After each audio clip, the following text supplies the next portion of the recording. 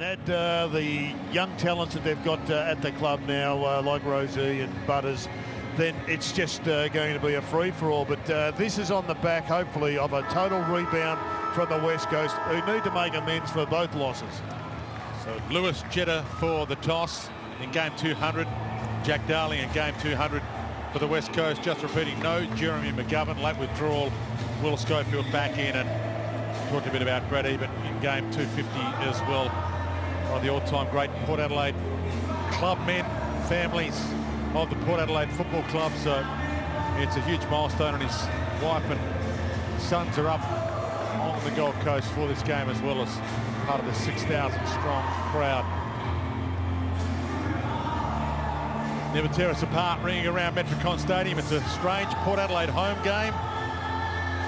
It's their allocated home game, but an away game for both teams. Both teams' next 3 games outside of their own home state, and then a big run of home games. The scale's soon to be tipped back in the West Coast Eagles' favour.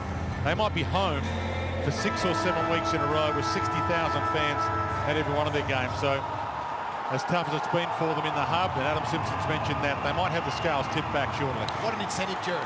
Well, how good is that? 60,000 in a couple of weeks' time for West Coast. Get their season back on track now, and then they go home with that support behind them. Yeah, you've got to get the wind into the sails, though, first, John. Yep. And that means you've got to start playing premiership football like they've done over the last few years, because it hasn't been evident. I don't think Adam Simpson wants to acknowledge anything to do with conditions. Whilst they are perfect today, conditions aren't going to win you the game. It's attack on the ball, it's winning the contested ball that's going to win them, and they're up against one of the great contested ball sides at the present time. Fantastic game we've got on offer here. Perfect conditions, and 2 of the top contenders of 2020 underway. Nat Nui and Lyset, who know each other so well. Lyset, ex-West Coast Eagles player. Both ruckmen look at each other wondering what that was for. And the confusion from both. Wines kicks long to Charlie, got a hand on it. Couldn't take it. Gray quickly gave it up to the man that has the good kick on him, Farrell. Jono pumped him up pre-game. He centred that nicely.